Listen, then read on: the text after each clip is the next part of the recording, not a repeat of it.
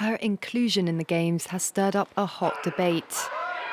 For her part, though, weightlifter Laurel Hubbard is just grateful to the IOC for its commitment to making sport inclusive and accessible, allowing her to become the first transgender woman to compete in the Olympics. Once you start with inclusion, you also then need to look at fairness and finding the sweet spot in between the two. And the IWF is certainly satisfied that sweet spot was hit.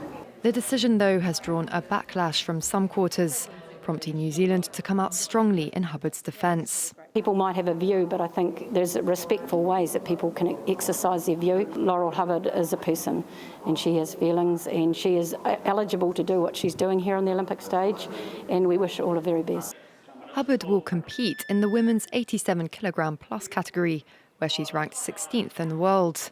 The 43-year-old transitioned to female in her 30s, qualifying for the Olympics after meeting IOC rules, namely that transgender women's testosterone levels are below 10 nanomoles per litre. Critics question the fairness of allowing her to compete against women, arguing that she retains physical advantages over female-born athletes, such as bone and muscle density, because of her formative years as a male.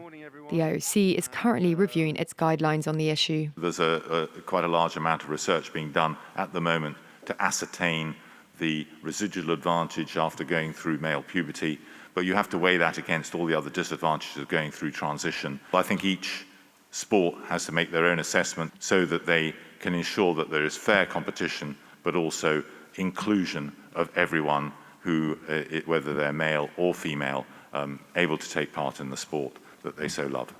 The new guidelines won't be published until after the Tokyo Games.